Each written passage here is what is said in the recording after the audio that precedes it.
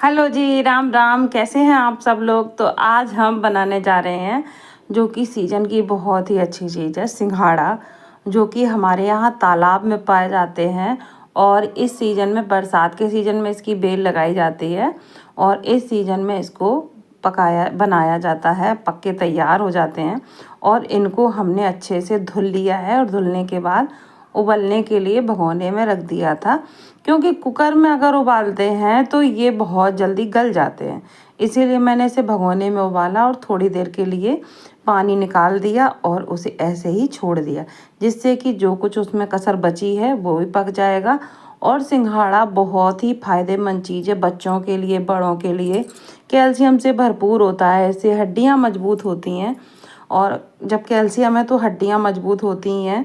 और हमारे यहाँ जब कहावत है कि जब सिंघाड़े बहुत ज़्यादा जिस साल पैदा होते हैं उस साल गाय भैंस दूध कम देती हैं ये बूढ़े पुरानों की कहावत है कि जिस साल सिंघाड़े ज़्यादा होते हैं, तो ये कहावत है। और वैसे तो हर साल ही सिंघाड़े होते हैं, कभी ज़्यादा कभी कम। इस साल तो हमारे यहाँ इतने अच्छे से सिंघाड़े हुए हैं और बहुत ही सस्ते हैं, बहुत ही अच्छे हैं, जो कि मात्र 20 रुपए किलो कच्चे सिंघाड़े मिलते हैं। और उबले हुए थोड़े कॉस्टली हैं, लेकिन वो भी ज़्यादा महंगे नहीं हैं। लेकिन हाँ, उबाल के अच्छा से घर पे खाओ तो बड़े ही फ़ायदेमंद रहते हैं, क्योंकि आप अपने हाथ से उन्हें उबाल के खाएं तो पता रहता है कि हमने कितने साफ़ सुथरे अच्छे पानी में उबाले हैं और अच्छे से धुले हैं। तो इसीलिए मैंने तो इन्हें उबाल लिया है और उबालने के बाद इन्हें छील लेते हैं। और छीलने में कोई ज़्यादा झंझट नहीं है। इन्हें थोड़ा सा जहाँ से डंठल होता है इसका, वहाँ से पकड़ो और छील दो, पूरा सिंघाड़ा उबला हुआ अलग हो जाता है और बहुत ही अच्छे से छिलके तैयार हो जाते हैं। और मुझे बहुत ही ज़्यादा पसंद है, बहुत ही ज़्यादा। तो हमारे यहाँ वैसे तो सबको अच्छे लगते हैं, लेकिन सबको पसंद है, मेरे बेटे को छोड़ के, और सबको अच्छे लगते हैं। आज मेरे बेटे की पसंद पर सिंघाड़े नहीं उबाले मैंने, क्योंकि उसको बिल्कुल भी पसंद नहीं है। तो इस तरीके से मैं इनको छील लेती हूँ और छीलने के बाद इसकी चटनी तैयार करूँगी। आप इन्हें तल के भी खा सकते हैं या ऐसे भी खा सकते हैं। तो हम लोगों को ये चटनी के साथ बड़े ही अच्छे लगते हैं। और आप ऐसे भी खाओ तो बड़े मीठे मीठे बड़े ही अच्छे लगते हैं। तो इसके लिए मैंने चटनी के लिए चटनी तैयार करूँगी और सिंघाड़ा, दोनों चीज़ें बहुत ही बहुत ज़्यादा टेस्टी लगती हैं। तो इनको इसी तरीके से मैं सारे सिंघाड़े को छील लूँगी। और सीजन की चीज़ जब आती है घर में तो बड़ा ही अच्छा लगता है। और सीजन की हर चीज़ आपको खानी चाहिए, क्योंकि हर चीज़ में कुछ ना कुछ फ़ायदा होता है। अगर फ़ायदा ना हो तो कैसे खेतों में पैदा हो। और हर चीज़ से फ़ायदा मिलता है। अगर किसी को कोई दिक्कत है तो भले ही नुकसान कर जाए, नहीं तो सीजनल चीज़, सीजनल फल किसी को नुकसान नहीं करते हैं और बहुत फ़ायदा करते हैं, क्योंकि सीजन में एक बार आते हैं, ये पूरे सीजन भर नहीं मिलते हैं। तो इसीलिए ये समस्या आती है। इसीलिए तो मैंने इनको बढ़िया से छील के तैयार कर लेती हूँ।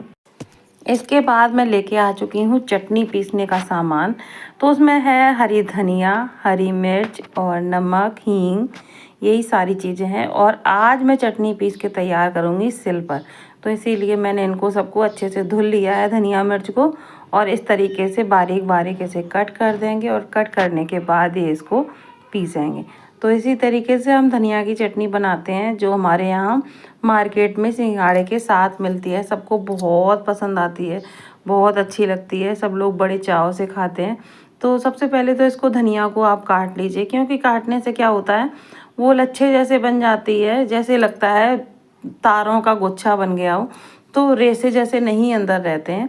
और इस तरीके से आप उसे डालेंगे तो बहुत ही अच्छी चटनी बनती है और सिल पर चटनी का स्वाद दुगना हो जाता है। और इसमें आप छोटा सा अदरक का टुकड़ा भी डाल लो तो भी चटनी बहुत अच्छी बनती है। तो हम तो डालते हैं हींग, जीरा, नमक, काला नमक, सफ़ेद नमक, और साथ में अगर आप लहसुन खाते हैं तो लहसुन डाल सकते हैं।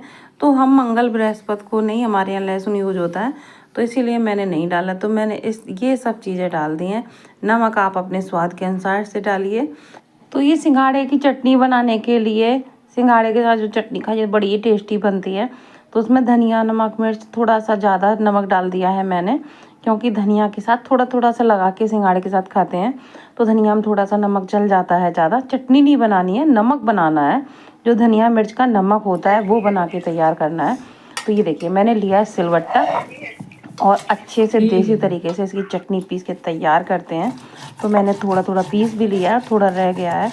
और ये देखिए इस तरीके से बढ़िया सी हरी धनिया की चटनी या नमक कुछ भी बोलिए, रेडी कर लिया है मैंने पीस के। और इसे खाएंगे सिंघाड़े के साथ। तो सिंघाड़े में से ज़्यादा नहीं लगाना है, थोड़ा सा डिप करो और खाओ, थोड़ा सा डिप करो और खाओ।